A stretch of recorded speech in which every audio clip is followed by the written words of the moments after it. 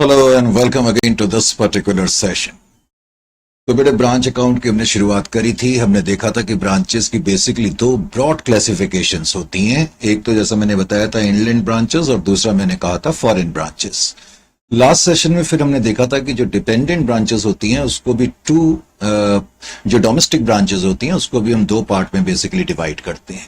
एक तो होती है डिपेंडेंट ब्रांचेस और दूसरी होती है इंडिपेंडेंट ब्रांचेस। फिर मैंने ये भी कहा था कि शुरुआत में हम डिपेंडेंट ब्रांचेस को ही पहले एनालाइज करेंगे। फिर हमने डिपेंडेंट ब्रांचेस को थोड़ा एनालाइज करा तो हमने देखा कि जो डिपेंडेंट ब्रांचेस होती हैं वो ब्रांचेस होती हैं जो कंप्लीटली हेड ऑफिस पे डिपेंड करती हैं। फिर हमने ये भी देखा था लास्ट सेशन में कि जो डिपेंडेंट ब्रांचेस होती हैं उसके अंदर बेसिकली तीन तरीके के अकाउंटिंग सिस्टम देखने में आते हैं। तीन तरीके के अकाउंटिंग सिस्टम देखने में आएंगे और जो वो तीन तरीके के अकाउंटिंग सिस्टम है उसमें पहला है डेटर सिस्टम, फिर है स्टॉक एंड डेटर सिस्टम और उसके बाद होलसेल ब्रांच सिस्टम जिसको हम कई बार ब्रांच फाइनल अकाउंट सिस्टम भी कहते हैं। फिर हमने डेटर सिस्टम का थोड़ा सा जायजा लिया था और हमने देखा था कि डेटर सिस्टम में किस तरीके से अकाउंटिंग करी जाती है। डेटा सिस्टम में हमने देखा था कि data system basically dependent branches का पहलू है। इसको छोटे ऑर्गेनाइजेशन अडॉप्ट करते हैं और इस सिस्टम के तहत सारी अकाउंटिंग जो है वो हेड ऑफिस की बुक्स में करी जाती है और हेड ऑफिस ब्रांच से संबंधित एक ब्रांच अकाउंट बनाता है और उसके अलावा एक सेल्स लेजर मेंटेन करता है इनडायरेक्टली, जिसका मतलब है डेटर्स अकाउंट। फिर हमने एक हल्का सा डेमोन्स्ट्रेशन लेकर के ये भी देखने की कोशिश करी थी कि ब्रांच अकाउंट से जो बैलेंसिंग फिगर नेट प्रॉफिट आती है तो वो नेट प्रॉफिट कैसे आती है। अब इन तमाम चीजों की चर्चा जो मैंने करी थी वो रफ शीट्स के थ्रू करी थी और मैंने कहा था कि ये सब काम मैं फेयरली करूंगा। तो जो भी डिस्कशन अभी तक हमने करा है उसको मैं लिख भी रहा हूं। आप लिखना चाहते हैं तो फटाफट आप मेरे साथ लिखना शुरू कर दें। सबसे पहले तो हमने यही देखा था कि ब्रांचेस क्या होती हैं। याद है आपको ब्रांचेस क्या होती हैं? जरा फटाफट बताओ ब्रांचेस क्या होती हैं। क्या बताया था मैंने बताया था ब्रांच बेसिकली एक्सटेंशंस हैं मेन ऑफिस की, या आउटपोस्ट हैं या आउटलेट्स हैं। करेक्ट। तो लिखना शुरू करें। Branch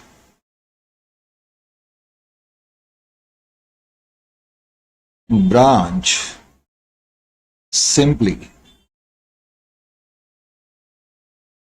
refers to branch simply refers to extensions, extension, extension or a segment or a segment or a segment or an outlet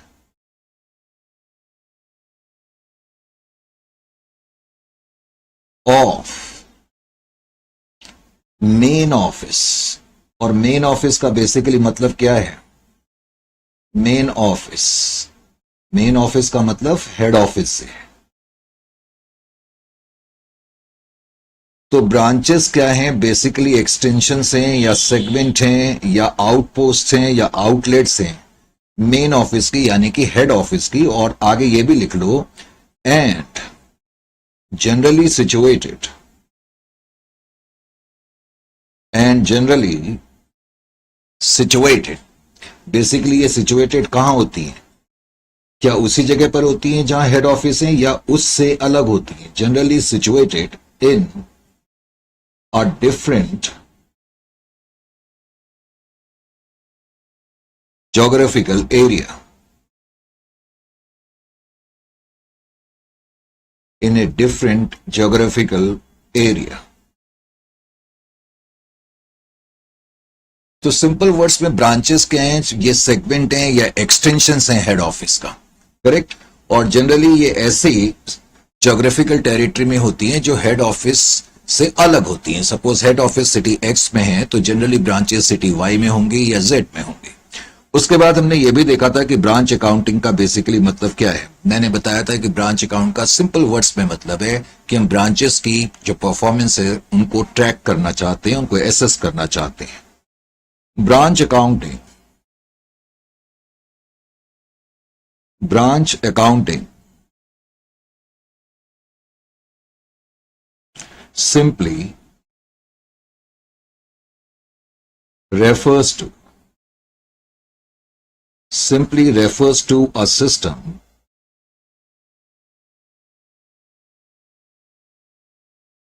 in which in which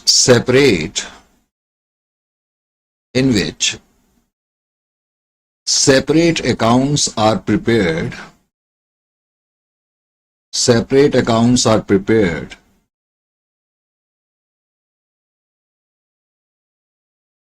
for each branch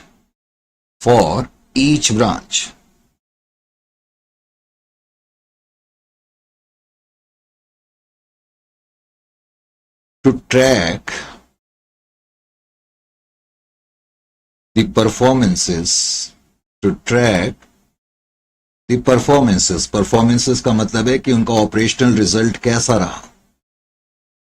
तो branch accounting ऐसे system को कहते हैं जिसके तहत जो है हम डिफरेंट ब्रांचेस के लिए अलग अलग अकाउंट बनाएंगे ताकि ये पता लग सके कि उस ब्रांच की परफॉर्मेंस या उस ब्रांच का ऑपरेशनल रिजल्ट कैसा रहा। फिर मैंने ये भी बताया था कि जो ब्रांच की टाइप्स होती हैं उसके बारे में आपको मालूम होना चाहिए, टाइप्स ऑफ ब्रांचेस। अभी अभी जब मैंने चैप्टर की शुरुआत भी करी, आज के सेशन की जब मैंने शुरुआत करी, तो तब भी मैंने तुम्हें बताया था कि जो ब्रांचेस हैं बेसिकली हम उनको दो मेन पार्ट्स में डिवाइड कर सकते हैं। मैंने कहा था एक तो डोमेस्टिक ब्रांचेस और दूसरा foreign branches, correct. Domestic branches या इनलैंड ब्रांचेस, एक तो हम कहेंगे इनलैंड ब्रांचेस और दूसरा मैंने लास्ट सेशन में भी बताया था outland branches.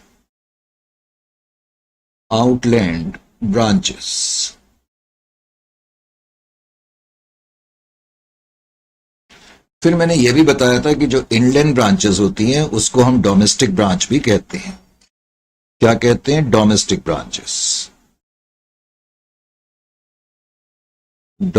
Branches.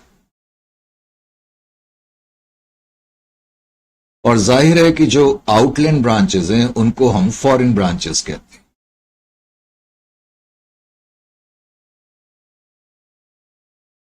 Foreign branches. Last session में तुम्हें यह भी बताया गया था कि डोमेस्टिक ब्रांचेस वो ब्रांचेस होती हैं जो किसी देश की टेरिटरी तक सीमित है। तो domestic branches are those whose area of operations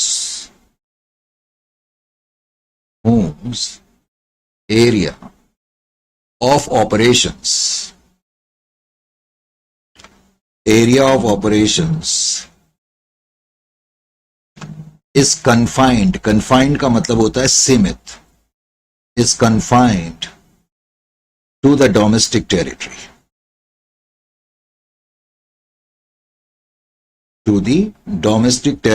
of a nation.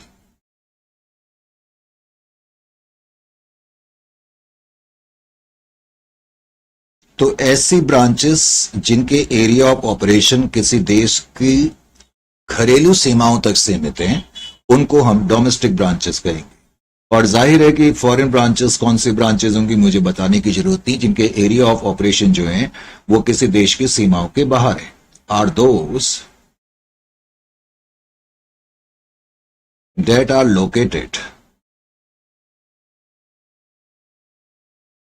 located outside domestic territories। तो ये वो ब्रांचेस हैं जो किसी देश की सीमाओं के बाहर हैं, तो उनको हम आउटलैंड या फॉरेन ब्रांचेस कहते हैं।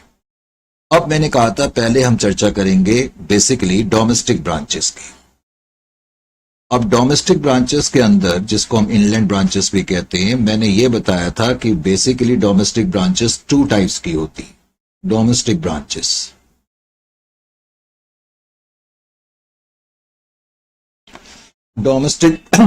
को हम दो हिस्सों में बांट सकते हैं।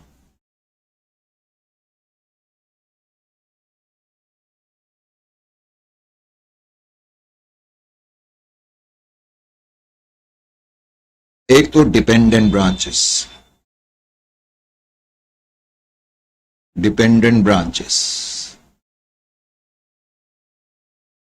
और दूसरा इंडिपेंडेंट ब्रांचेस। लास्ट सेशन में इस बात की बहुत चर्चा हुई थी, गहनता से चर्चा हुई थी कि डिपेंडेंट ब्रांचेस क्या होती है। याद है आपको कि नहीं याद है? तो ये तो है शीट नंबर 1, इसको मैं किनारे कर देता हूं, और ये शीट नंबर 2 अब मैंने यहां पर लिखा। ये मैं अपनी रेफरेंस के लिए लिख रहा हूं, तुम्हें लिखने की जरूरत नहीं है। हाँ जी, डोमेस्टिक ब्रांचेस के बारे में मैंने लास्ट सेशन में आपको कुछ बताया था, सॉरी डिपेंडेंट ब्रांचेस के बारे में। तो बताओ डिपेंडेंट ब्रांचेस क्या होती हैं? मैंने बताया था डिपेंडेंट ब्रांचेस नाम से ही जाहिर हो रहा है कि ये वो ब्रांचेस हैं जो कि कंप्लीटली हेड ऑफिस पे डिपेंड करती है। तो डिपेंडेंट ब्रांचेस को थोड़ा सा हमने एक्सप्लेन करा। Dependent branches, dependent branches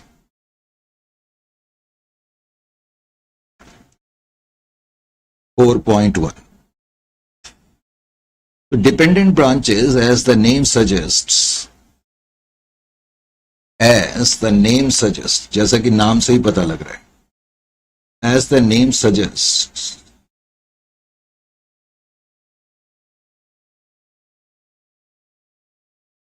are those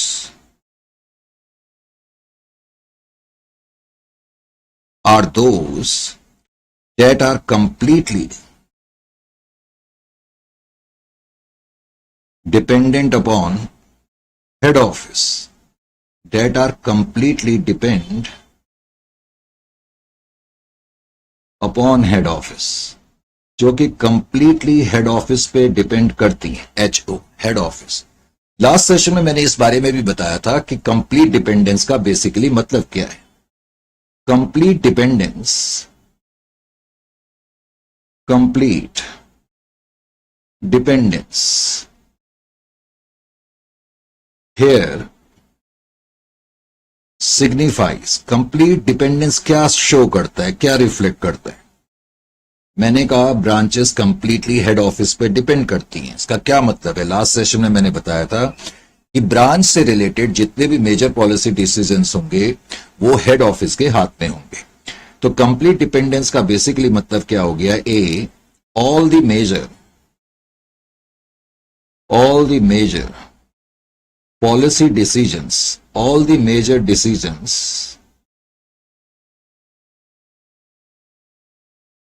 with respect to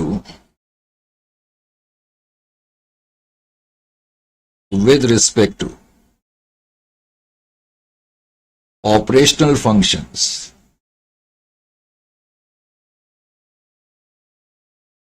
all the decisions with respect to operational functions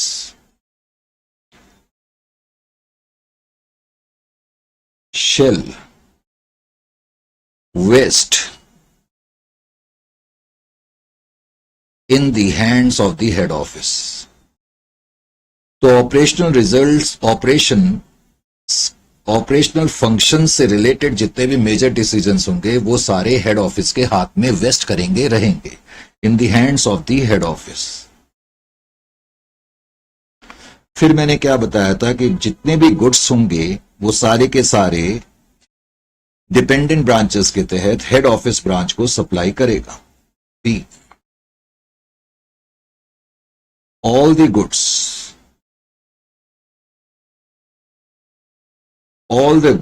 required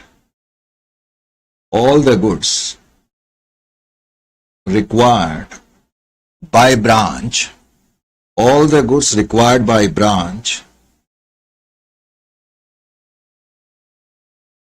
shall be supplied by head office.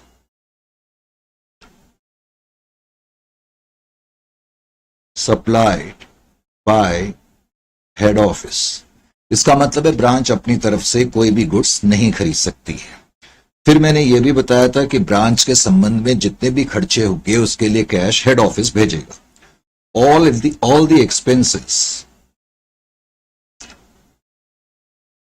all the expenses of the branch, all the expenses of the branch shall be met by head office. Branch के जितने भी खर्चे होंगे वो head office meet करेगा। Head office meet करेगा in the sense उसके लिए हेड ऑफिस कैश भेजेगा, करेक्ट। फिर मैंने क्या बताया था कि ब्रांच मैनेजर का बेसिकली काम क्या है।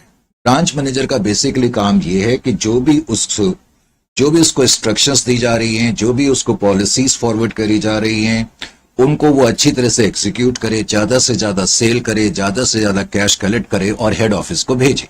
यही कहा था मैंने लास्ट सेशन में, यस सर। तो नेक्स्ट में आप ये भी लिखो, branch is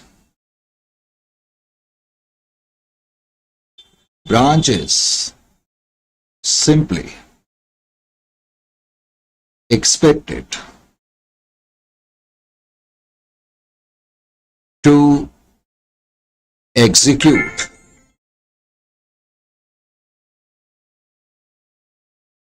to execute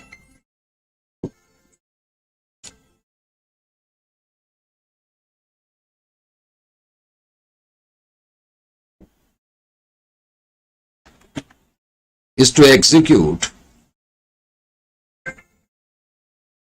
all the policy decisions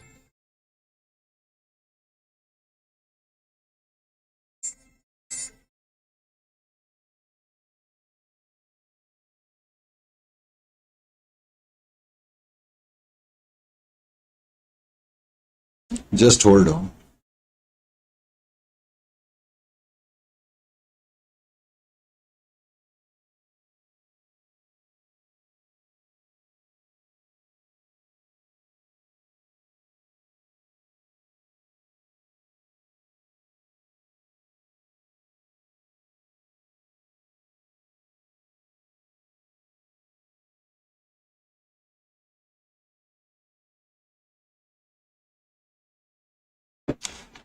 So branch is simply expected to execute all the policy decisions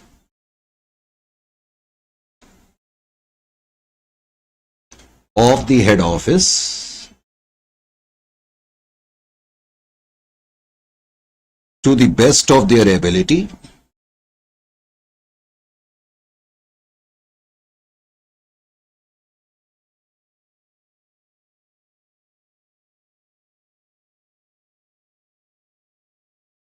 comma, do as much as sales,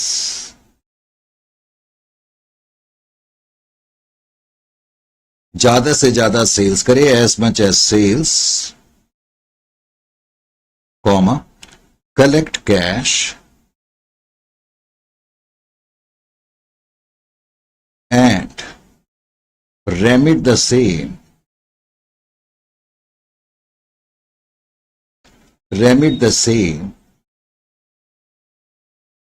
to the head office, तो बेटे branch का काम basically ये, correct, to the best of his ability, ज्यादा से ज्यादा वो sales करे, कैश कलेक्ट करे और हेड ऑफिस को भेजे। फिर हमने ये भी देखा था कि डिपेंडेंट ब्रांचेस के अंदर 3 तरीके के अकाउंटिंग सिस्टम देखने में आते हैं, करेक्ट। इससे पहले कि मैं आगे बढ़ूं, एक चीज मैंने लास्ट सेशन में आपको यह भी बताई थी कि डिपेंडेंट ब्रांचेस में जितनी भी अकाउंटिंग होगी वो हेड ऑफिस की बुक्स में होगी, तो वो भी मैं यहां पर लिख देता हूं, entire accounting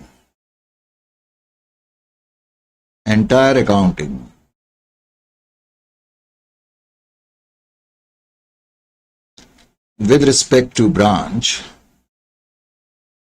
entire accounting with respect to branch shall be done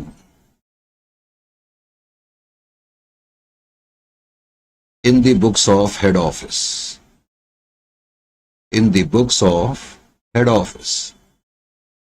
तो सारी अकाउंटिंग जो होगी वो हेड ऑफिस की बुक्स में होगी डिपेंडेंट ब्रांचेस के तहत।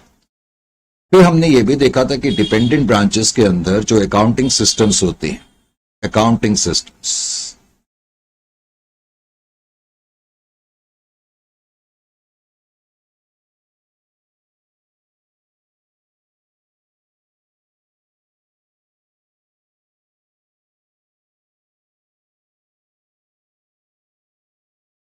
under dependent branches,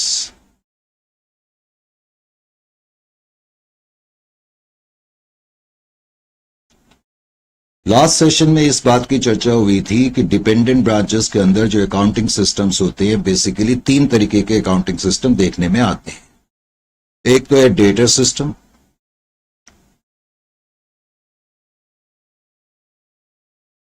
फिर है stock and debtor system, stock and debtor system,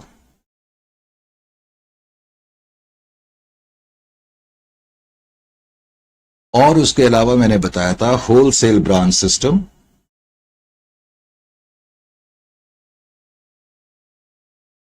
wholesale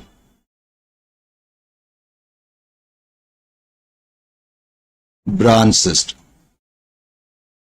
wholesale branch system को मैंने बताया था ब्रांच फाइनल अकाउंट सिस्टम भी कहते हैं। ब्रांच फाइनल अकाउंट सिस्टम, ये चीजें मैंने आपको लास्ट सेशन में बताई थी। उसके अलावा भी हमने लास्ट सेशन में यह भी देखा था कि जो डिपेंडेंट ब्रांचेस होती हैं उसके अंदर जो डेटर सिस्टम होता है उसके अंदर अकाउंटिंग कैसे करी जाती है। करेक्ट। तो debtor system,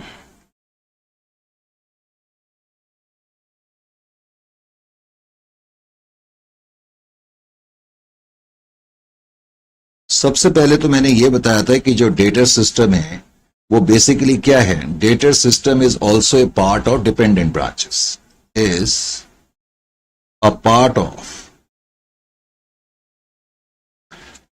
debtor system, is a part of dependent branches.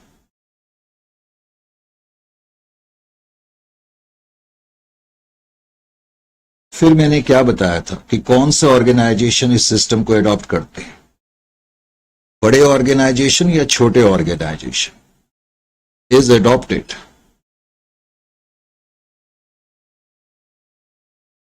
adopted by organizations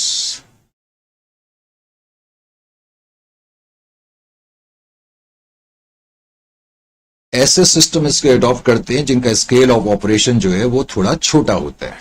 is adopted by organisations having small scale of operations, small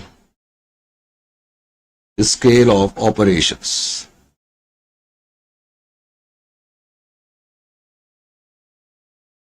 उसके अलावा फिर मैंने यह बताया था कि इस सिस्टम के अंदर सारी अकाउंटिंग हेड ऑफिस की बुक्स में होगी। Under this system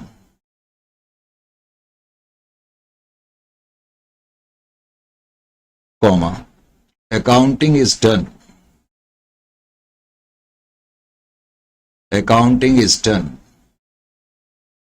in the books of head office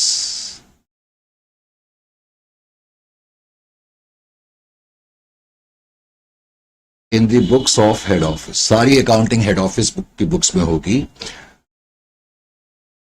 और मैंने यह बताया था कि हेड ऑफिस ब्रांच के संबंध में क्या मेंटेन करेगा। Head office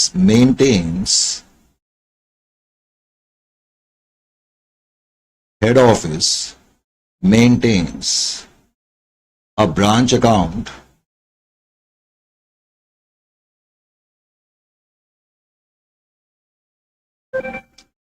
and only a sales ledger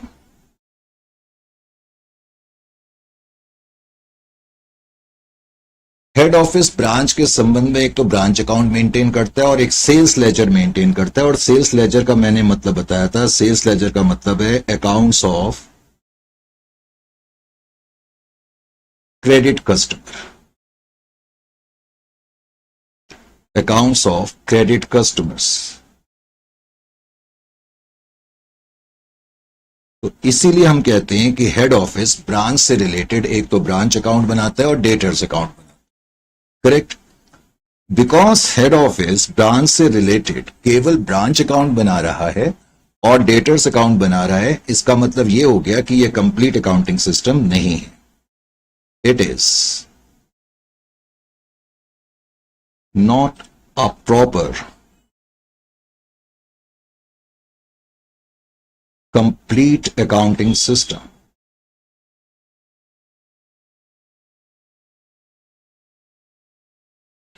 तो ये कंप्लीट अकाउंटिंग सिस्टम नहीं है.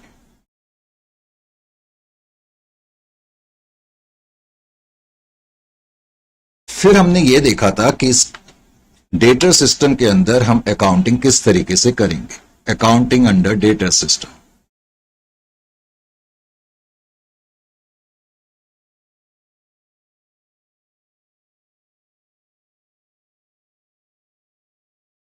Accounting under debtor system.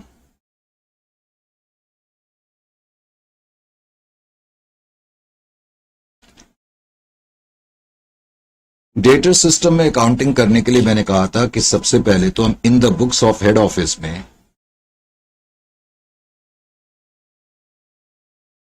In the books of head office, head office की बुक्स में हम अकाउंटिंग करेंगे. और हेड ऑफिस की बुक्स में एक तो हम ब्रांच अकाउंट बनाएंगे,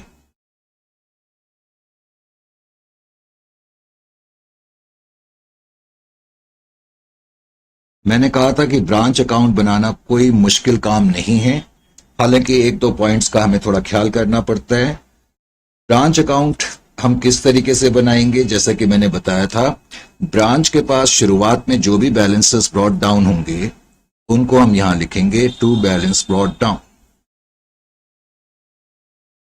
जनरली ब्रांच के पास जो ओपनिंग बैलेंस हो सकता है वो स्टॉक का हो सकता है, वो डेटर्स का हो सकता है,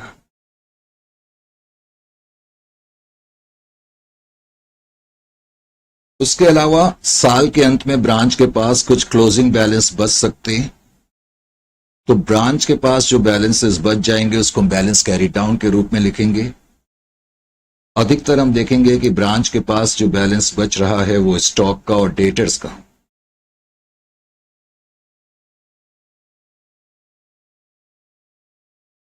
फिर जो भी ट्रांजैक्शंस करंट पीरियड में ब्रांच और हेड ऑफिस के दरमियान होंगी उनको हम यहां लिखेंगे. जैसे हेड ऑफिस ने ब्रांच को गुड्स भेजे तो to goods send to branch account, short में मैंने लिखा to goods send to branch account, वो हम यहां डेबिट में लिखेंगे.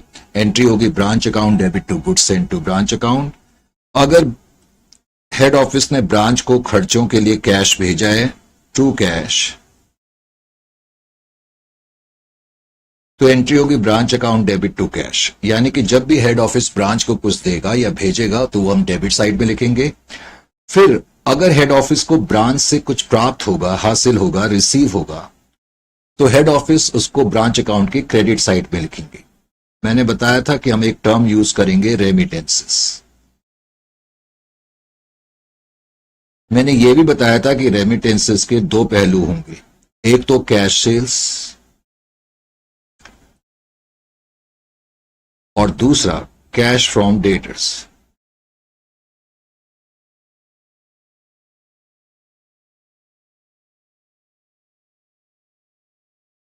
Cash from debtors. तो जितना भी कैश हमें कलेक्ट होगा ब्रांच को, वो कलेक्ट करने के बाद ब्रांच हेड ऑफिस को देगी, इसलिए हेड ऑफिस इसको ब्रांच अकाउंट की क्रेडिट साइड पे लिखेगा. उसके बाद मैंने बताया था कि हम इसको टैली कर देंगे और टैली करके जो बैलेंसिंग फिगर हमारे पास आएगी वो अगर इधर की तरफ आएगी बैलेंसिंग फिगर तो वो नेट प्रॉफिट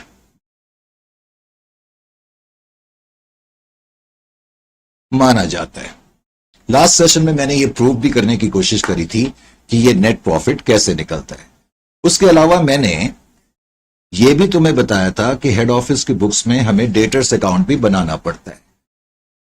लास्ट सेशन में मैंने इस बात की बहुत ज्यादा स्ट्रेस करा था कि डेटर्स अकाउंट के अंदर वही ट्रांजैक्शन आएंगी जिनका जो कि ब्रांच और ब्रांच कस्टमर के बीच में टेक प्लेस करती हैं. जब हम डेटर्स अकाउंट बनाएंगे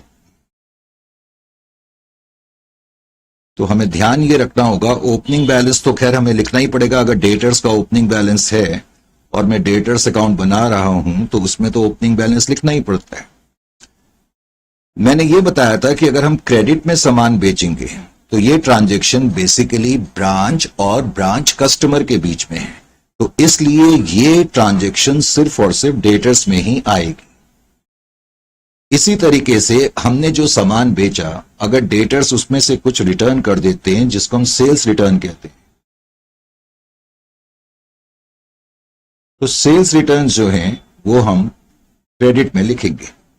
इसी तरीके से क्वेश्चन में अगर बैड डेट्स दिए होंगे तो इसको भी ट्रांजैक्शन माना जाता है ब्रांच और ब्रांच कस्टमर के बीच की, इसलिए इसको भी सिर्फ डेटर्स में ही लिखा जाएगा।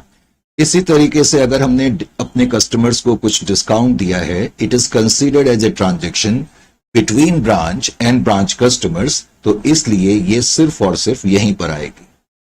कोई क्लोजिंग बैलेंस अगर होगा तो बैलेंस कैरीड डाउन डेटर्स का वो हम यहां पर लिखेंगे। किसी भी एसेट का जो क्लोजिंग बैलेंस होता है वो क्रेडिट में लिखा जाता है।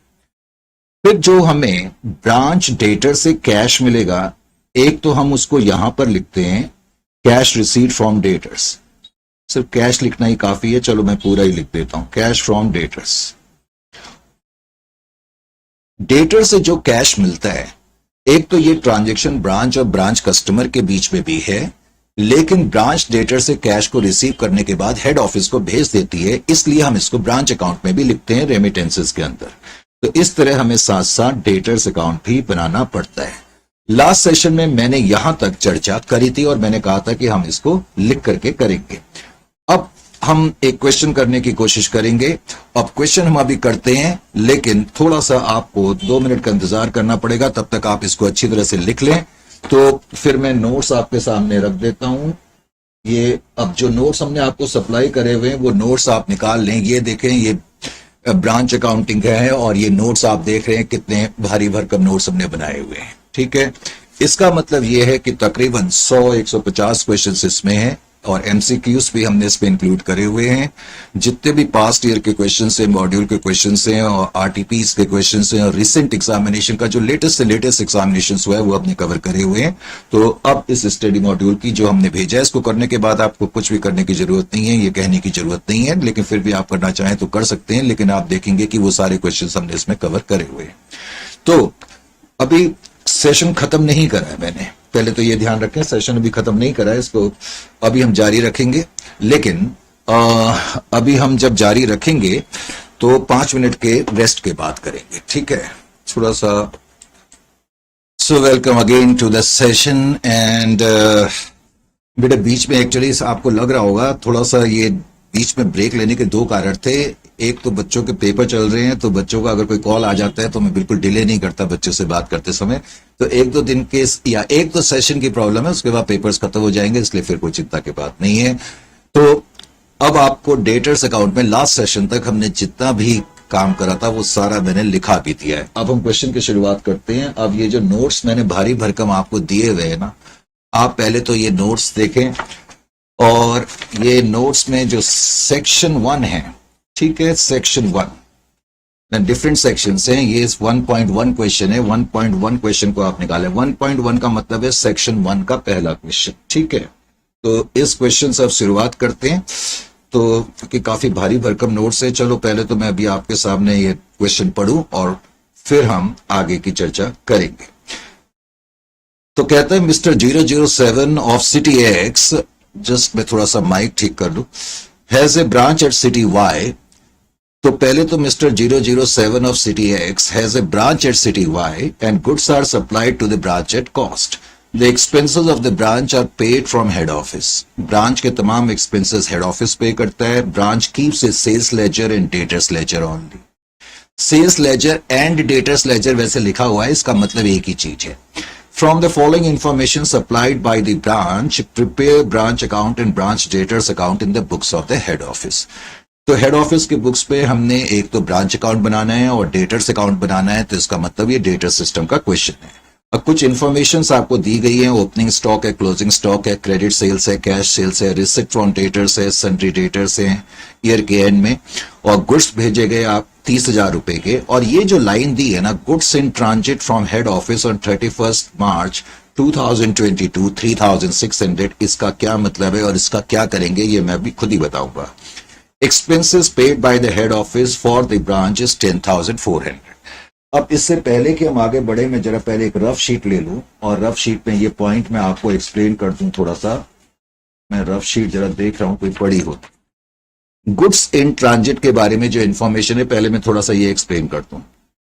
आप देख ही रहे हो कि अकाउंटिंग ईयर आपका 1/4/2021 से स्टार्ट हो रहा है और 31/3/2022 को खत्म हो रहा है। Goods Saint from head office, इस साल हेड ऑफिस ने ब्रांच को 30,000 रुपए के गुड्स भेजे, लेकिन उसने लिखा है गुड्स इन ट्रांजिट ऑन 31 मार्च 2022। वो कहते हैं 31 मार्च 2022 को गुड्स इन ट्रांजिट 3,600 के। गुड्स इन ट्रांजिट का मतलब है कि जो गुड्स हेड ऑफिस ने ब्रांच को भेजे उसमें से कुछ गुड्स अभी रास्ते में ही हैं। गुड्स इन ट्रांजिट, ट्रांजिट का मतलब रास्ते में ही है, जर्नी में ही है। इसका मतलब है कि ये गुड्स अभी तक ब्रांच को नहीं मिले। जो गुड्स हमने भेजे उसमें से 3,600 रुपए के गुड्स ब्रांच को नहीं मिले। यही वजह है कि जब हम ब्रांच अकाउंट बनाएंगे तो गुड्स सेंट टू ब्रांच तो मैं डेबिट में लिखूंगा और गुड्स इन ट्रांजिट में क्रेडिट में लिखूंगा। अब मैं क्रेडिट में क्यों लिखूंगा, इसका रीजन क्या है? इसका रीजन ये है कि हम देखना चाहते हैं कि अल्टीमेटली ब्रांच को कितने गुड्स रिसीव हुए। कितने गुड्स रिसीव हुए? तुमने 30,000 रुपए के गुड्स भेजे और 3,600 रुपए के गुड्स अभी रास्ते में ही हैं, तो इसका मतलब ब्रांच को कितने गुड्स रिसीव हुए? 26,400 के गुड्स रिसीव हुए ना। तो अल्टीमेटली हमारा टारगेट है ये दिखाना ब्रांच अकाउंट के थ्रू कि ब्रांच को कितने गुड्स रिसीव हुए। इसीलिए हम गुड्स सेंट टू ब्रांच तो डेबिट में लिखते ही हैं, लेकिन गुड्स इन ट्रांजिट क्रेडिट पे क्यों लिखेंगे ये आपको मालूम होना चाहिए। करेक्ट? तो और इसमें कोई ऐसी खास बात नहीं है। हालांकि सारे क्वेश्चन तकरीबन सॉल्व ही हैं, लेकिन फिर भी मैं चाहूंगा कि आप जो हैं क्वेश्चंस को नोट करने की आदत जरूर बनाएं। ये मैं नोट्स थोड़ा क्लियर रख लूं और ये जो क्वेश्चन वाला शीट है इसको मैंने अपने सामने रखा। तो सबसे पहले तो मैं क्या करूंगा, ब्रांच अकाउंट हम पहले तो बनाएंगे इन the books of head office में। ये इन द क्वेश्चन नंबर है 1.1 books of head office. Books of head office काम बहुत नीट और क्लीन होना चाहिए। बुक्स ऑफ हेड ऑफिस में बेटा आप कौन सा अकाउंट बनाने जा रहे हैं पहले मुझे ये बताओ। सर हम ब्रांच अकाउंट बनाएंगे। गुड, ये आपने ब्रांच अकाउंट बनाया। ब्रांच अकाउंट हेड ऑफिस की बुक्स में अकाउंटिंग होगी। एक तो हम ब्रांच अकाउंट बनाएंगे। ब्रांच अकाउंट का पहले मैंने थोड़ा फॉर्मेट ड्रॉ कर लिया। करेक्ट? ये मैंने मेरे ख्याल से इतने में आ जाएगा। और उसके अलावा जैसा कि आपको मालूम है हम एक डेटर्स अकाउंट भी बनाते हैं। तो branch debtors account, branch debtors account, ये मैंने ब्रांच डेटर्स अकाउंट भी बनाया। अब सबसे पहली ट्रांजैक्शन को ध्यान से देखें क्योंकि बार बार अब शीट को आपके सामने रखना पॉसिबल नहीं है। कहता है ओपनिंग स्टॉक 24,000 है और क्लोजिंग स्टॉक 18,000 है। जैसा कि मैंने आपको बताया था कि जो ओपनिंग बैलेंसेस होंगे, ओपनिंग बैलेंसेस तो हम ब्रांच अकाउंट की डेबिट साइड में लिखते हैं। Opening balance brought down, opening stock. अब जो ओपनिंग स्टॉक है, ओपनिंग स्टॉक का जो बैलेंस दिया हुआ है वो 24,000 का दिया है, तो 24,000 का बैलेंस आपने लिख लिया। उसके बाद ही क्लोजिंग स्टॉक का बैलेंस लिखा हुआ है। तो क्लोजिंग स्टॉक का बैलेंस पहले तो आप यहां पर लिखें क्लोजिंग बैलेंस क्रेडिट साइड में ब्रांच अकाउंट की क्लोजिंग बैलेंस कैरी डाउन और उसमें लिखें क्लोजिंग स्टॉक। और क्लोजिंग स्टॉक आपको कितना दिया हुआ है? क्लोजिंग स्टॉक आपको दिया हुआ है 18,000, तो 18,000 आपने लिख दिया। उसके बाद फिर आपको जो ट्रांजैक्शंस दिए हैं, एक तो क्रेडिट सेल्स की दी है 41,000 और कैश सेल्स की दी है 17,500। अब आपको याद होना चाहिए, या लास्ट सेशन में मैंने कहा था कि जो क्रेडिट सेल्स हैं वो सिर्फ और सिर्फ डेटर्स में ही आएंगी। क्यों आएंगी? क्योंकि ये जो ट्रांजैक्शन है बेसिकली ब्रांच और ब्रांच डेटर्स के बीच में है। तो क्रेडिट सेल्स जो है वो हम ब्रांच अकाउंट में नहीं लिखते, क्योंकि ब्रांच अकाउंट में हम वो ट्रांजैक्शंस लिखेंगे जो कि हेड ऑफिस और बेसिकली ब्रांच का हेड ऑफिस और ब्रांच के बीच में होती हैं। अब क्रेडिट सेल की जो ट्रांजैक्शन है वो ब्रांच और ब्रांच कस्टमर के बीच में, क्रेडिट सेल्स क्वेश्चन में जो दी हुई है वो 41,000 की हैं, तो 41,000 मैंने यहां पर लिख दिया 41,000। क्रेडिट सेल्स को लिखने के बाद हमें कैश सेल्स दी हुई है, कैश सेल्स का अमाउंट 17,500 है। अब जो कैश सेल्स दी हुई हैं, तो लास्ट सेशन में मैंने तुम्हें बताया था कि हम एक टर्म यूज करेंगे रेमिटेंसेस। लास्ट सेशन में क्या, अभी भी थोड़ी देर पहले बताया था रेमिटेंसेस। और रेमिटेंसेस के मैंने बताया हुआ है कि दो पहलू होते हैं, एक तो कैश सेल्स, और कैश सेल्स का अमाउंट आपको 17,500 रुपए दिया हुआ है, 17,500, करेक्ट। अब ये complete double entry accounting system नहीं है, इसलिए कैश सेल्स की पोस्टिंग कहीं और नहीं हो रही है, क्योंकि हम अलग से कोई कैश अकाउंट नहीं बना रहे हैं। इसी तरीके से फिर यहां पर आएगा कैश फ्रॉम डेटर्स या cash collected from credit customers. तो कैश फ्रॉम डेटर्स, अब डेटर से कितना कैश मिला ये तुम्हें क्वेश्चन में दिया ही हुआ है। रिसिप्ट फ्रॉम डेटर्स 37,900, डेटर से जो कैश मिलता है ये यहां पर भी आता है 37,900। और मैंने बताया था कि ये डेटर्स अकाउंट में भी आएगा, क्योंकि ये ट्रांजैक्शन जो है इसमें तीनों पार्टी इन्वॉल्व हो रही है, इसमें हेड ऑफिस भी, ब्रांच भी और ब्रांच कस्टमर्स भी। तो कैश रिसीट फ्रॉम डेटर्स जो है डेटर्स अकाउंट में भी लिखना आपको भूलना नहीं है 37,900। उसके बाद आपको दिया हुआ है कि सन्ड्री डेटर्स का क्लोजिंग बैलेंस जो है 9,160 है। सन्ड्री डेटर्स का क्लोजिंग बैलेंस 9,160, 9,160 ये आपने लिख दिया, करेक्ट।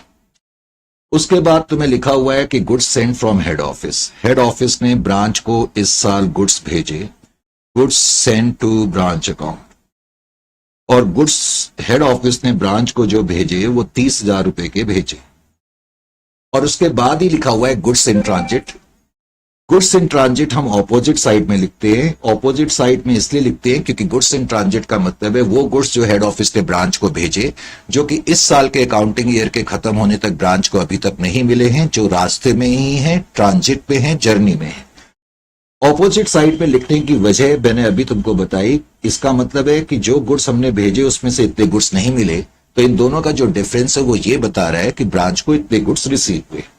उसके बाद कहते हैं expenses paid by head office for the branch, expenses paid by head office for the branch 10,400। इस लाइन को ध्यान से समझना है, लिखा तो ऐसे हुआ है कि एक्सपेंसेस हेड ऑफिस ने पे करे, लेकिन तुम इसको कैसे इंटरप्रेट करोगे, आप ये मान के चलोगे कि हेड ऑफिस ने एक्सपेंसेस के लिए इतना कैश ब्रांच को भेजा और ब्रांच ने फिर ये खर्चे पे करे, इसीलिए हम यहां पर लिखेंगे टू कैश। हम ये मान के चलेंगे कि हेड ऑफिस ने ब्रांच को खर्चों के लिए कैश दिया होगा और फिर ब्रांच ने ये एक्सपेंसेस पे करे होंगे 10,400।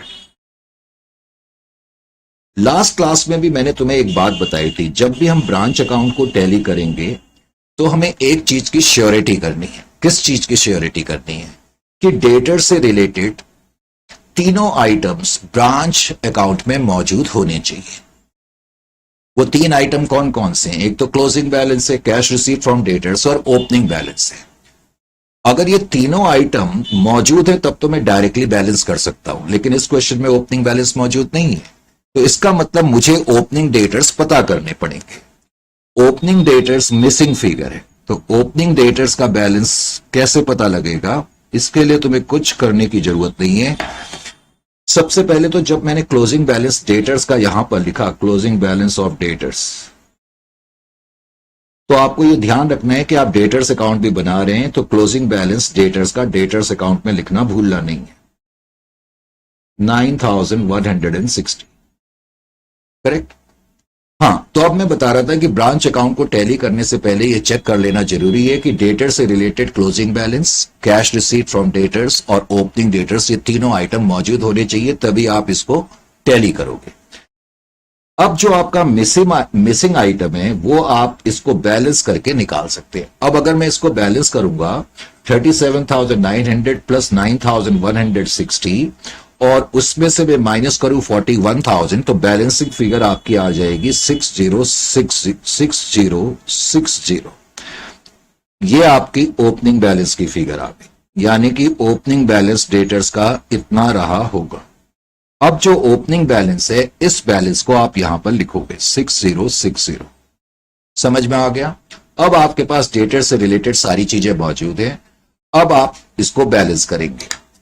बैलेंस करने से पहले मैं रेमिटेंसेस का टोटल भी कर लूं, तो ये टोटल जो आ गया 009 और 545, और ये आ गया कितना 55, इतना ही आ गया 55,400। अब 55,400 प्लस 3,600, उसमें से आप 18,000 प्लस 9160, उसमें से ये सारी फिगर आप माइनस करेंगे और उसके बाद फिर आप बैलेंस करेंगे। अब जब आप बैलेंस करेंगे तो बैलेंसिंग फिगर आपकी नेट प्रॉफिट निकलेगी, और जो नेट प्रॉफिट आपका निकलेगा 15,700। ये नहीं कि मेरी मैथमेटिक्स इतनी फास्ट है या कैलकुलेशन इतनी फास्ट है, मुझे याद है, लेकिन आप चेक करके जरूर लिखा करें। लास्ट क्लास में मैंने आपको बताया था कि ये 15,700 का नेट प्रॉफिट निकला। तो कैसे निकला? क्योंकि जब मैंने यहां ओपनिंग डेटर, क्लोजिंग डेटर और कैश रिसीट फ्रॉम डेटर्स लिखा है, तो इसका मतलब मैंने क्रेडिट सेल्स भी लिखी है और कैश सेल्स तो हम लिख ही चुके हैं। इसका मतलब टोटल सेल्स का अमाउंट हमने लिख ही दिया है। Opening stock, closing stock, goods sent to branch और गुड्स इन ट्रांजिट, इन सब का डिफरेंस अगर हम देखेंगे तो वो कॉस्ट ऑफ गुड्स सोल्ड हो जाता है और एक्सपेंसेस हम लिखते ही है। इस तरह से हमारा नेट प्रॉफिट सामने आ जाएगा। Is it clear to you और नॉट? तो इस तरीके से हमने नेट प्रॉफिट इस क्वेश्चन में निकाला। नेट प्रॉफिट को निकालने के बाद क्वेश्चन नंबर 1.1 अभी हमने करा, ठीक है। 1.1 के बाद अब जरा क्वेश्चन नंबर 1.2 को भी आप देखें। 1.2 अभी इनिशियल क्वेश्चंस हैं। 1.2, अब 1.2 में पहले तो मैंने ब्रांच अकाउंट फ्रेम कर लिया, आप भी फटाफट फ्रेम कर लें, टाइम वेस्ट ना करें। और उसके अलावा मैंने डेटर्स अकाउंट भी फ्रेम कर दिया, करेक्ट। एक तो ब्रांच अकाउंट, ऑफ कोर्स जो काम हम करेंगे हेड ऑफिस की बुक्स में करेंगे।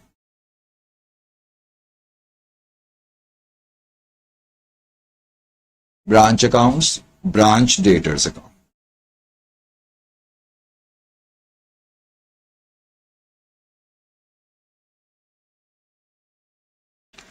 अब ये क्वेश्चन नंबर जो 1.2 है, बेसिकली वो यहां से स्टार्ट हो रहा है, बिग ब्रदर्स, करेक्ट। ये 1.2 बिल्कुल लास्ट में लिखा है और अगली शीट से क्वेश्चन स्टार्ट हो रहा है। कहता है big brothers are having head office at Delhi, Delhi में हेड ऑफिस है और ब्रांच कोलकाता में।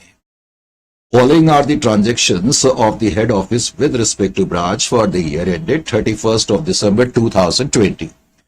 ओपनिंग स्टॉक 30,800 दिया है, डेटर्स का बैलेंस दिया हुआ है 16,500 और इस पे एक नया आइटम है पेटी कैश 500।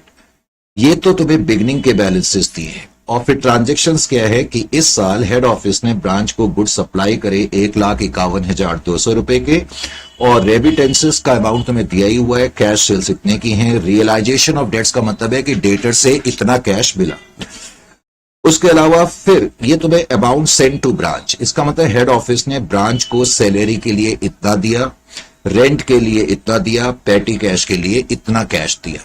हेड ऑफिस ने ब्रांच को सैलरी के लिए 7,440 रुपए पे करे, रेंट के लिए हमने 2,400 पे करे और पेटी कैश के लिए हमने 3,000 रुपए और दिए। ये पेटी कैश का क्या मतलब है मैं अभी खुद ही बताऊंगा। उसके बाद आपको दिया हुआ है पेटी expenses of the branch manager 2750, और फिर लिखा है stock at the branch year के एंड में इतना है और सन्डे डेटर्स का क्लोजिंग बैलेंस इतना है। तो यानी कि इस क्वेश्चन में एक ही मेजर पॉइंट है और वो है पेटी कैश। अब पेटी कैश का पॉइंट समझने के लिए मुझे रफ शीट का सहारा लेना पड़ेगा। पहले मैं एक रफ शीट आपके सामने रख।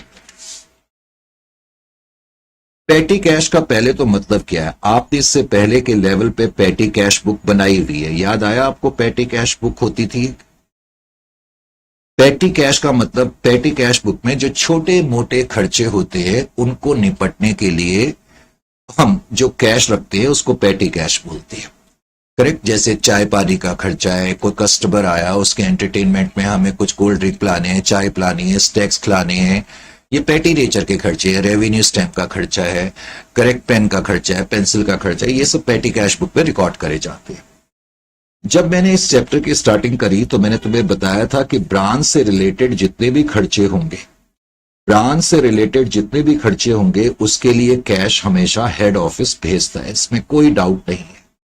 ब्रांच के जितने भी खर्चे होते हैं, चाहे वो रेंट का खर्चा हो, चाहे वो सैलरी का खर्चा हो, चाहे वेजेस का खर्चा हो, चाहे इलेक्ट्रिसिटी का खर्चा हो, इंश्योरेंस का खर्चा हो, जो भी ब्रांच से रिलेटेड जितने भी खर्चे होते हैं उसके लिए हेड ऑफिस कैश भेजता है, इसमें कोई डाउट नहीं है। लेकिन थोड़ी देर के लिए आप इमेजिन करें कि हेड ऑफिस दिल्ली में है और ब्रांच हमारी जो है वो कोलकाता में है और हमारे ब्रांच मैनेजर के पास एक क्लाइंट आया। अब उस क्लाइंट को हमने चाय पानी पिलाना है, उसकी कुछ खातिरदारी करनी है। अब उसकी खातिरदारी करने के लिए, चाय पिलाने के लिए, कोल्ड ड्रिंक वगैरह पिलाने के लिए, स्नैक्स खिलाने के लिए कुछ पैसे चाहिए।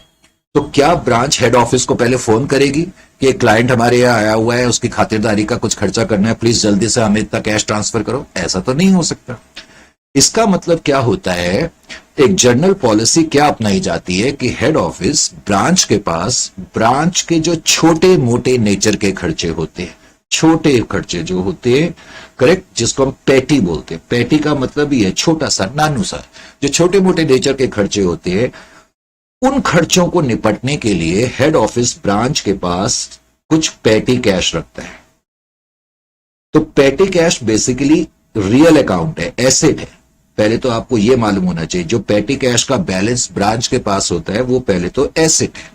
इसका मतलब हेड ऑफिस ने ब्रांच के पास कुछ पेटी कैश रखा हुआ है। अब जैसे कि इस क्वेश्चन में ब्रांच मैनेजर के पास या ब्रांच के पास पेटी कैश इस साल की बिगनिंग में जो है 500 रुपए का है, करेक्ट। इसका मतलब 500 रुपए का कैश का तो ओपनिंग बैलेंस है ही, ब्रांच के पास 500 रुपए का ओपनिंग बैलेंस है। ये तो मैं ब्रांच अकाउंट की डेबिट में लिखूंगा। जब मैं ब्रांच अकाउंट बनाऊंगा तो जब हम बैलेंस ब्रॉट डाउन करेंगे तो पेटी कैश हम यहां लिखेंगे, इसमें कोई डाउट नहीं है। उसके अलावा हेड ऑफिस ने ब्रांच को कुछ और पेटी कैश भेजा, देखो लिखा हुआ है ना, अमाउंट सेंड टू ब्रांच, और सैलरी के लिए इतना खर्चा भेजा, रेंट के लिए इतना भेजा, और कुछ हमने पेटी खर्चों को निपटने के लिए और पेटी कैश भेजा। 3000 रुपए का हमने पेटी कैश और भेजा। तो जो पेटी कैश हमने भेजा उसको हम यहां लिखेंगे टू कैश, उसको भी हम डेबिट में लिखेंगे। 3000 रुपए हमने और भेजे ब्रांच मैनेजर। अब आप अपने आप को ब्रांच मैनेजर मान लो, 500 रुपए आपके पास पहले से ही पड़े हुए हैं, करेक्ट। 500 रुपए आपके पास पहले से पड़े हैं। मैं आपसे यह पूछना चाहता हूं कि इस साल के अंत में आपके पास क्लोजिंग पेटी कैश कितना है? अगर 500 रुपए आपके पास पहले से पड़े हैं और 3000 रुपए मैं आपको और भेजूं, तो लॉजिकली आपके पास क्लोजिंग बैलेंस 3500 का होना चाहिए ना। लेकिन इस क्वेश्चन में आगे क्या लिखा है, पेटी कैश के बाद पेटी एक्सपेंसेस ऑफ ब्रांच मैनेजर। तो बेटा यहां पर आपको एक छोटा सा ख्याल करना पड़ेगा, ब्रांच एक्सपेंसेस में और ब्रांच मैनेजर के एक्सपेंसेस में फर्क होता है। ब्रांच के खर्चों के लिए हमेशा कैश हेड ऑफिस भेजेगा, लेकिन जो छोटे मोटे नेचर के खर्चे होते हैं उसके लिए हेड ऑफिस ब्रांच के पास शुरुआत में ही कुछ कैश रख देता है और उस कैश में से वो छोटे मोटे खर्चे करे जाएंगे। जैसे कि पेटी एक्सपेंसेस ऑफ ब्रांच मैनेजर 2750 है। इसका मतलब क्या हो गया कि 3500 रुपए में से ब्रांच मैनेजर ने 2750 रुपए खर्च कर दिए। ब्रांच मैनेजर्स एक्सपेंसेस 2750 उन्होंने खर्च कर दिए। इसका मतलब अब क्लोजिंग बैलेंस कितना बचेगा? 750 बचेगा। इसका मतलब जब हम ब्रांच अकाउंट बनाएंगे तो पेटी कैश का ओपनिंग बैलेंस 500 में यहां लिखूंगा, जो हमने 3000 रुपए ब्रांच मैनेजर को और भेजे पेटी खर्चों के लिए वो हम डेबिट में लिखेंगे, और हम क्लोजिंग बैलेंस 750 यहां लिखेंगे। अब ये तीन आइटम यहां लिखने का मकसद क्या है? अगर आप 3500 में से 750 माइनस करें तो क्या आ जाएगा? 2750। ये 2750 क्या बता रहा है? ब्रांच मैनेजर के एक्सपेंस। इसका मतलब ब्रांच मैनेजर के जो एक्सपेंस हैं, पहले तो ब्रांच मैनेजर के एक्सपेंस का मतलब है कि amount spent by branch manager out of पेटी कैश अवेलेबल विद हिम। जो पेटी कैश ब्रांच के पास अवेलेबल है उसमें से ब्रांच मैनेजर ने जो खर्चे करे। अब ब्रांच मैनेजर ने जो खर्चे करे उसको हमें डायरेक्टली नहीं दिखाना है, उसको हम इनडायरेक्टली दिखाएंगे। इसीलिए मैंने ओपनिंग बैलेंस यहां लिखा, 3,000 यहां लिखा, और जो क्लोजिंग बैलेंस पेटी कैश का बच गया वो मैंने यहां लिखा। इसका मतलब जब मैं ओपनिंग बैलेंस और जो पेटी कैश हमने भेजा वो मैं डेबिट में लिख रहा हूं और क्लोजिंग बैलेंस क्रेडिट में लिख रहा हूं, तो इनडायरेक्टली मैं ब्रांच अकाउंट के अंदर ब्रांच मैनेजर के एक्सपेंसेस को ला रहा हूं। अब कई बच्चे ये क्वेश्चन पूछ सकते हैं, सर इतना लंबा चौड़ा तरीका अपनाने की क्या जरूरत पड़ती है, क्यों नहीं हम डायरेक्टली ब्रांच मैनेजर के एक्सपेंसेस लिख देते, काम आसान हो जाता। बिल्कुल हो जाता, लेकिन प्रॉब्लम यह है कि यह छोटा ऑर्गेनाइजेशन है, ये रियल अकाउंट तो बना ही नहीं रहा। अगर ये पेटी कैश अकाउंट अलग से बना रहा होता तब तो मैं डायरेक्टली फिगर यहां लिख सकता था। अगर मैं डायरेक्टली अभी लिख दूंगा तो एग्जामिनर मुझसे पूछेगा, भाई ये फिगर यहां आपने डायरेक्टली कैसे लिख दी, ये कहां से आएगी, क्योंकि पेटी कैश अकाउंट तो बनता ही नहीं है इस सिस्टम में। Are you getting my point और नॉट? मैंने शुरू में कहा कि ये full fledged double entry system नहीं है, इसलिए ब्रांच मैनेजर के एक्सपेंसेस को इस अकाउंट के अंदर लाने का तरीका यह है कि आप ओपनिंग बैलेंस पेटी कैश का यहां लिखेंगे, जो कैश पेटी कैश हेड ऑफिस ने ब्रांच को भेजा वो यहां लिखेंगे और क्लोजिंग बैलेंस यहां लिखेंगे। Is it clear to you? तो ये इस क्वेश्चन में एक मेजर पॉइंट था। तो ये रफ शीट को मैं थोड़ा सा किनारे रख दूं, कई रफ शीट्स हो जाती है। अब इस क्वेश्चन को हम सॉल्व कर सकते हैं। तो सबसे अब आप शीट्स अपने सामने रख ले, क्योंकि बार बार अब मैं शीट यहां रखूंगा तो फिर मैं क्वेश्चन कैसे सॉल्व करूंगा। तो ओपनिंग स्टॉक है 30,000, पहले तो 800 का, तो ओपनिंग स्टॉक का बैलेंस आप पहले तो यहां लिखें, ओपनिंग बैलेंस ब्रॉट डाउन।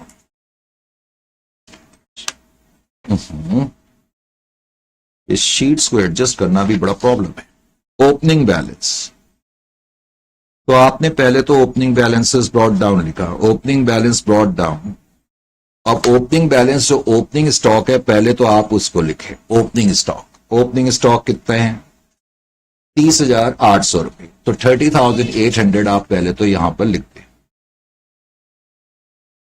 30,800। उसके बाद डेटर्स का ओपनिंग बैलेंस 16,500 दिया हुआ है, तो डेटर्स का बैलेंस आपने लिखा, ओपनिंग डेटर्स या डायरेक्टली डेटर्स लिख सकते हो क्योंकि ओपनिंग बैलेंस तो आप लिख ही चुके हो, 16,500, ये भी आपने लिख लिया। उसके बाद अगला आइटम पेटी कैश का है। अब जो पेटी कैश का ओपनिंग बैलेंस है उसको भी आप यहां पर लिखेंगे, पहले तो पेटी कैश, अभी तो आप बैलेंस ब्रॉट डाउन कर रहे हैं ना, तो पेटी कैश पहले तो एसेट है, ध्यान ये रखना है, पेटी कैश का बैलेंस 500 रुपए ब्रांच मैनेजर के पास पहले से पड़ा है। अब इन तीन अकाउंट में से ओपनिंग स्टॉक, डेटर्स और पेटी कैश में से हम डेटर्स अकाउंट बना रहे हैं, तो ध्यान ये रखना कि डेटर्स अकाउंट का जो ओपनिंग बैलेंस है वो डेटर्स अकाउंट में भी आएगा, 16,500। अब उसके बाद क्वेश्चन में लिखा है कि goods supply to branch 1,51,200, head office ने ब्रांच को गुड्स सप्लाई करे, तो to goods send to branch account, 1,51,200, कितने रुपए के गुड्स हेड ऑफिस ने ब्रांच को सप्लाई करे। उसके बाद क्वेश्चन में तुम्हें दिया हुआ है रेमिटेंसेस, कैश सेल्स भी दिए हैं और रियलाइजेशन फ्रॉम डेट्स भी दिया हुआ है। तो सबसे पहले तो आप क्रेडिट साइड पे आएंगे और लिखेंगे बाय रेमिटेंसेस। अब रेमिटेंसेस का अमाउंट आपने लिखा, रेमिटेंसेस के अंदर भी पहले तो आपने लिखा कैश सेल्स, कैश सेल्स का अमाउंट है 10,500, और cash receipt from debtors, realisation of debts का मतलब ही है कैश फ्रॉम डेटर्स, कि डेटर से इतना अमाउंट रियलाइज हो गया। कैश फ्रॉम डेटर्स या कैश कलेक्टेड फ्रॉम डेटर्स 1,57,740। अब आपको एक चीज का बार बार ख्याल करना पड़ेगा जो मैं आपसे कहते रहता हूं, कैश रिसीट फ्रॉम डेटर्स को डेटर्स अकाउंट में लिखना मत भूलना। तो बाय कैश, यहां पर डेटर्स अकाउंट में तुम सिर्फ कैश भी लिख दो तो काफी है, ये पूरा लिखना जरूरी नहीं है कैश फ्रॉम डेटर्स, क्योंकि ये डेटर्स अकाउंट ही है। चलो मैंने पूरा ही लिख दिया, cash receipt from debtors 1,57,740, correct. उसके बाद आगे क्या कहते हैं, पेटी एक्सपेंस, उसके बाद कहता है amount send to branch, amount send to branch, head office ने ब्रांच को सैलरी के लिए कैश भेजा, रेंट के लिए, और कुछ और पेटी कैश भेजा, तो ये हम डेबिट साइड पे लिखेंगे टू कैश।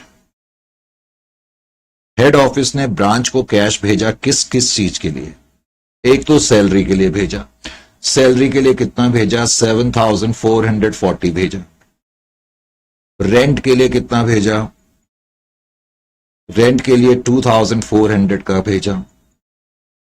उसके अलावा पेटी कैश कितना भेजा, पेटी कैश 3,000 हमने पेटी कैश और भेजा। टोटल कैश हमने ब्रांच को इतना भेजा।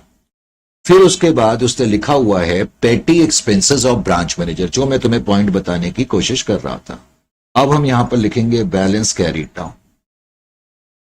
अब बैलेंस कैरी डाउन के अंदर मैं जब पेटी कैश का क्लोजिंग बैलेंस लिखूंगा तो मुझे ध्यान से लिखना है। एक तो ओपनिंग बैलेंस कितना है पहले मैं ये देखूंगा। ब्रांच मैनेजर के पास पेटी कैश का ओपनिंग बैलेंस 500 रुपए है, प्लस सेंट, सेंट का मतलब है हेड ऑफिस ने ब्रांच को और कितना पेटी कैश भेजा, 3,000 रुपए का पेटी कैश और भेजा। तो ब्रांच मैनेजर के पास टोटल पेटी कैश 3,500 रुपए का होना चाहिए, लेकिन उसमें से उसने स्पेंड कर दिया। अब ये स्पेंड का क्या मतलब है, स्पेंड का मतलब है पेटी एक्सपेंसेस ऑफ ब्रांच मैनेजर या amount spent by branch manager out of total पेटी कैश। तो ब्रांच मैनेजर के जो खर्चे हैं वो हम इस तरीके से रिफ्लेक्ट करते हैं, यानी कि डायरेक्टली नहीं दिखाएंगे। तो 3,500 में से 2,750 ब्रांच मैनेजर ने खर्च कर दिए, तो क्लोजिंग बैलेंस कितना बच जाएगा, 750 बच जाएगा। Closing balance 750, correct. अब उसके बाद तो अब आपके समझ में पहले तो ये बात आनी चाहिए कि ये फिगर हमने डायरेक्टली नहीं दिखाई, इनडायरेक्टली दिखाई है, करेक्ट। उसके बाद फिर क्वेश्चन में दिया है स्टॉक का क्लोजिंग बैलेंस। तो स्टॉक का क्लोजिंग बैलेंस जो दिया हुआ है वो 23,150 है, 23,150। और उसके बाद डेटर्स का बैलेंस दिया हुआ है, डेटर्स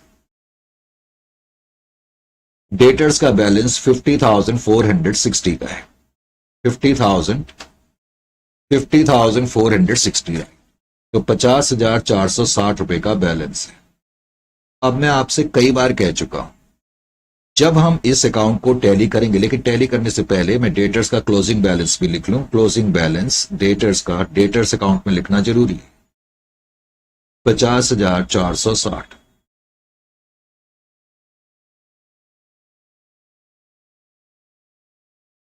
अब मैंने आपको लास्ट सेशन में और पिछले क्वेश्चन में भी बताया कि जब मैं इस अकाउंट को टैली करूंगा तो मुझे पहले ये श्योरिटी करनी है, एश्योरिटी करनी है कि क्या डेटर से रिलेटेड ओपनिंग बैलेंस डेटर्स का क्लोजिंग बैलेंस मौजूद है और क्या कैश रिसीट फ्रॉम डेटर्स भी मौजूद है। तो इस क्वेश्चन में ओपनिंग डेटर्स भी मौजूद हैं, क्लोजिंग भी और कैश रिसीट फ्रॉम डेटर्स भी। इसका मतलब है इस क्वेश्चन में डेटर्स से रिलेटेड कोई मिसिंग फिगर नहीं है, तो मैं डायरेक्टली नेट प्रॉफिट निकाल सकता हूं। तो आप इस क्वेश्चन में डायरेक्टली नेट प्रॉफिट पहले तो निकाल सकते हैं।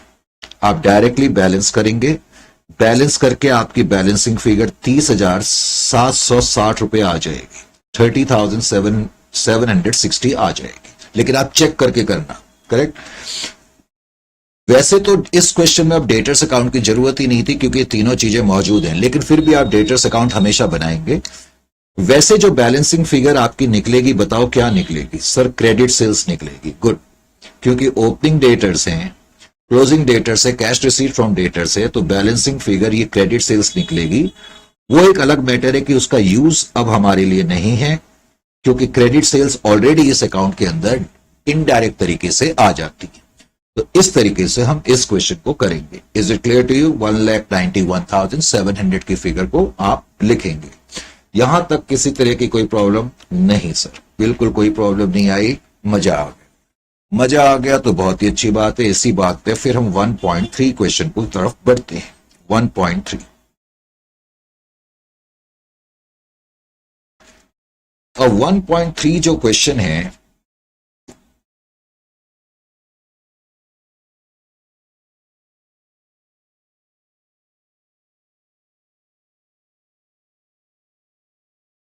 लीजिए जी 1.3 क्वेश्चन भी अब मैंने आपके सामने रखा, करेक्ट। अब 1.3 में क्या कहता है, from the following particulars prepare a branch account showing the profit और लॉस फॉर द ब्रांच। छोटा सा क्वेश्चन लग रहा है। ओपनिंग स्टॉक ब्रांच के पास 15,000 का है, गुड्स सेंट टू ब्रांच 45,000 के हैं, इस साल हमने इतने गुड्स भेजे, सेल्स 60,000 है। अब प्रॉब्लम ये है कि सेल्स के आगे कुछ लिखा नहीं है, कैश या क्रेडिट सेल्स। वैसे तो जनरल प्रिंसिपल ये है कि अगर सेल्स के आगे कुछ ना लिखा हो तो उसे क्रेडिट सेल्स मानते हैं। ध्यान से सुने मेरी बात को। जनरल प्रिंसिपल क्या है कि अगर सेल्स के आगे कुछ ना लिखा हो तो क्रेडिट सेल्स मानते हैं। रफ शीट कहां चलेगी? अगर सेल्स के आगे कुछ ना लिखा हो तो जनरल प्रिंसिपल यह है कि हम उसको हमेशा क्रेडिट सेल्स मानते हैं। तो क्या ये क्रेडिट सेल्स हैं? लगता तो ऐसा ही है सर, अभी आपने यही कहा, तो एक मिनट के लिए तो लगता है कि क्रेडिट सेल्स है, लेकिन इस क्वेश्चन में इसको हमें कैश सेल्स मानना पड़ेगा। क्यों मानना पड़ेगा? इस क्वेश्चन में इसलिए मानना पड़ेगा क्योंकि इस क्वेश्चन में ना तो ओपनिंग डेटर्स हैं और ना क्लोजिंग डेटर्स हैं। अगर क्वेश्चन में ओपनिंग और क्लोजिंग डेटर्स नहीं है तो तब सेल्स का मतलब हमेशा कैश सेल्स होगा। यह बात आपको मालूम होनी चाहिए। यानी कि इस क्वेश्चन में इसका मतलब है ये जो ऑर्गेनाइजेशन है क्रेडिट में सामान नहीं बेचता है, क्योंकि ना तो ओपनिंग डेटर्स है ना क्लोजिंग डेटर्स हैं, तो इसलिए इसको मुझे कैश सेल्स मानना पड़ेगा। एक्सपेंसेस जो हैं, सैलरी के लिए 5,000 और अदर खर्चों के लिए 2,000, टोटल 7,000 रुपए हमने भेजे। और फिर कहता है closing stock at branch is 10,000 और कहता है क्लोजिंग बैलेंस जो है वो 10,000 है।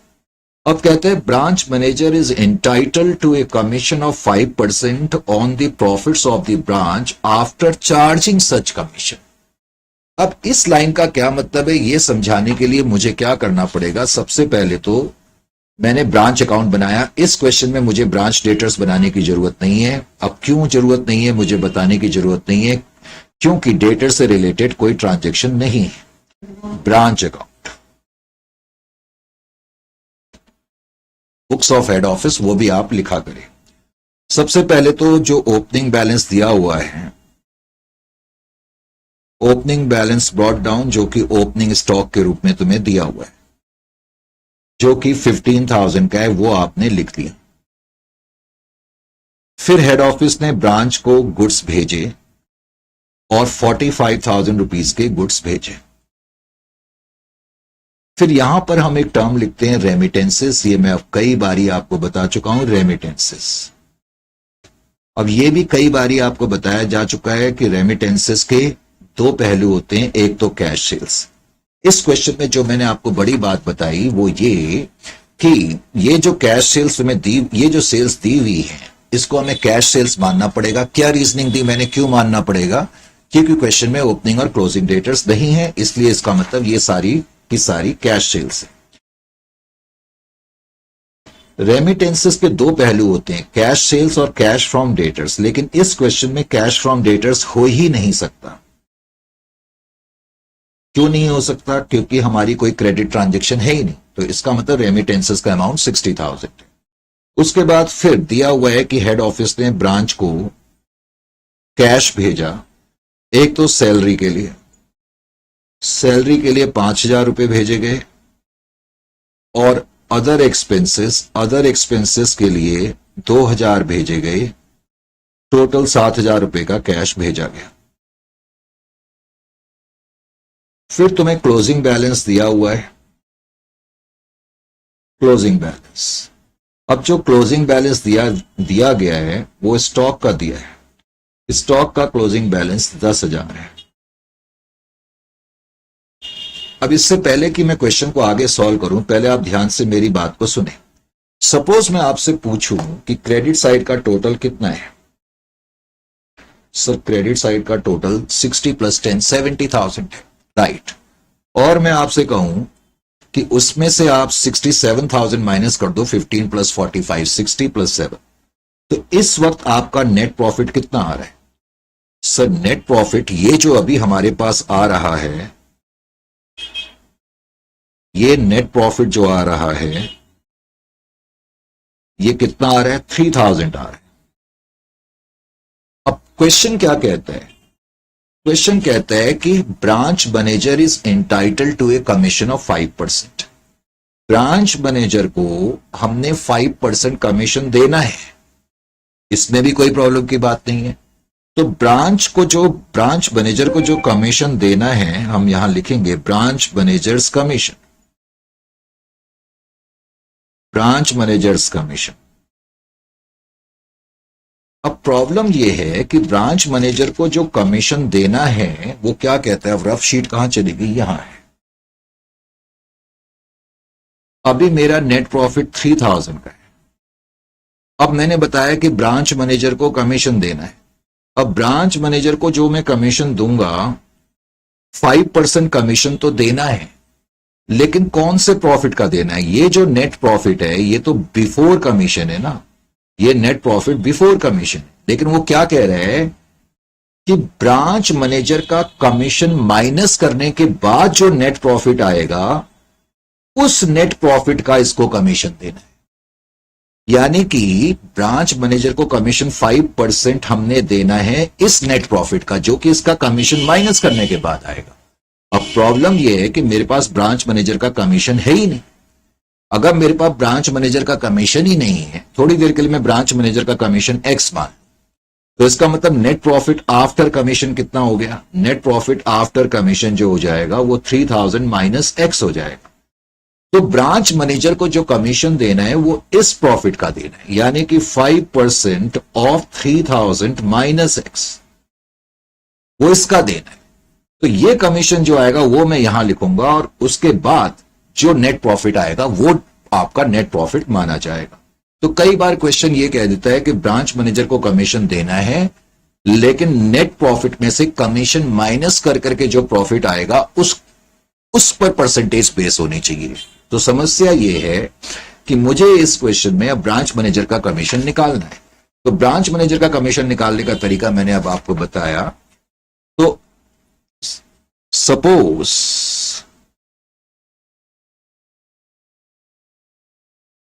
ब्रांच मैनेजर्स कमीशन, अब ब्रांच मैनेजर का कमीशन अगर मैं suppose branch managers commission is equal to x, अगर मैं ब्रांच मैनेजर का कमीशन एक्स मान लूं, then net profit after commission कितना हो जाएगा? Net profit after commission, net profit after commission will be equal to 3000 minus x. तो branch manager का कमीशन कितना हो जाएगा? ब्रांच मैनेजर्स कमीशन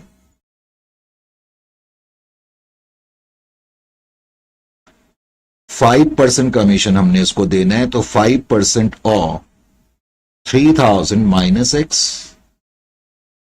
तो अब मेरे पास एक इक्वेशन बन गई। अब मेरे पास जो इक्वेशन बन गई वो मेरे पास क्या इक्वेशन बन गई? अब आपके पास इक्वेशन एक ये बन गई,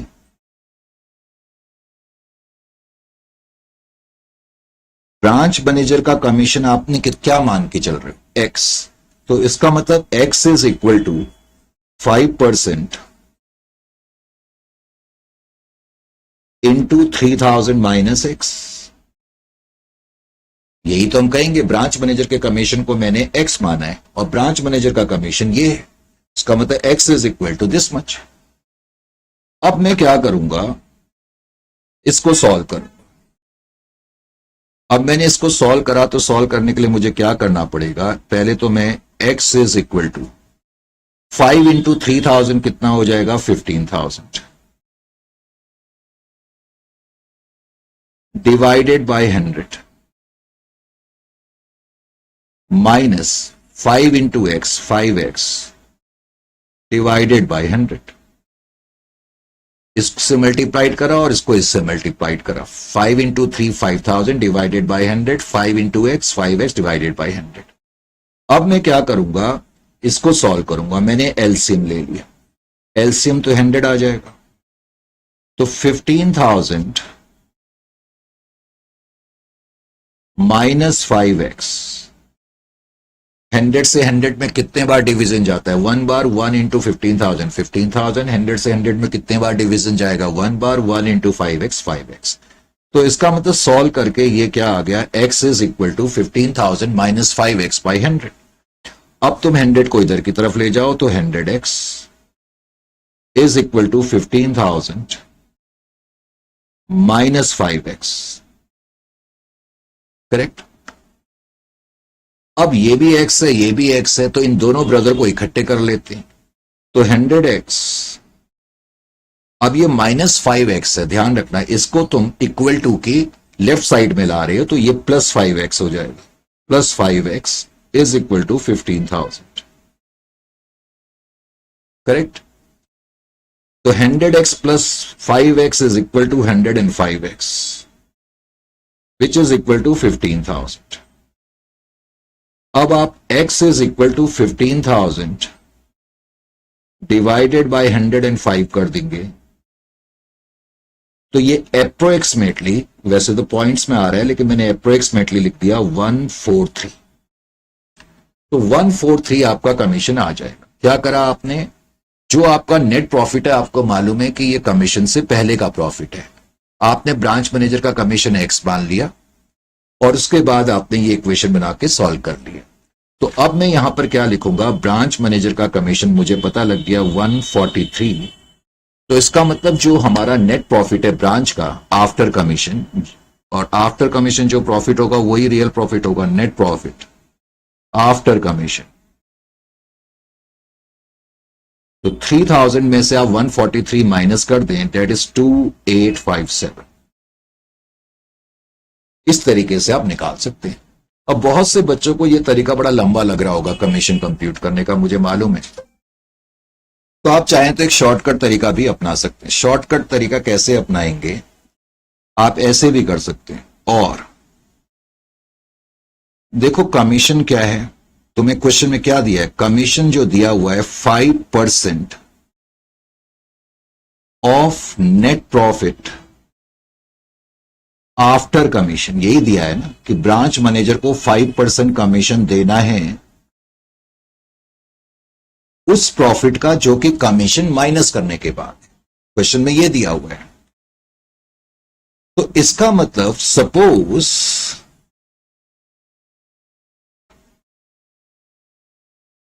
नेट प्रॉफिट आफ्टर कमीशन, अगर सपोज हम ये मान लें नेट प्रॉफिट आफ्टर कमीशन 100 है, हम अपने मन में मान लेते हैं कि suppose net profit after commission 100 है, तो ब्रांच मैनेजर का कमीशन कितना होगा, branch managers commission, branch manager का commission 5% of net profit after commission.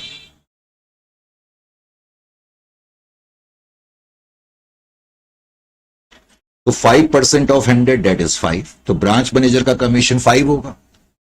अब ब्रांच मैनेजर का कमीशन माइनस करने के बाद नेट प्रॉफिट कितना बच गया,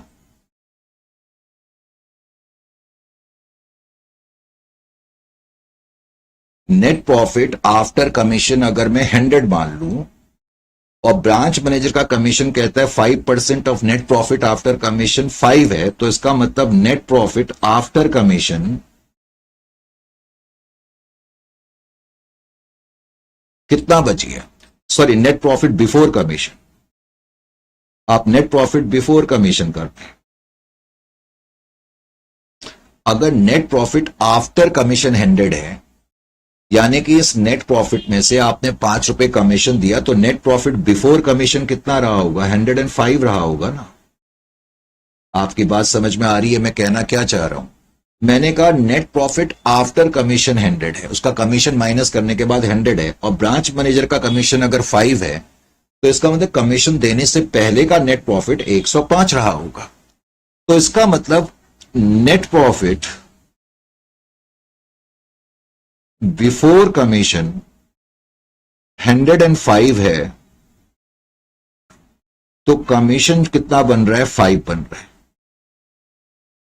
और नेट प्रॉफिट बिफोर कमीशन 3000 है, तो ब्रांच मैनेजर का कमीशन कितना होगा, 5 इंटू 3000 डिवाइडेड बाई 105।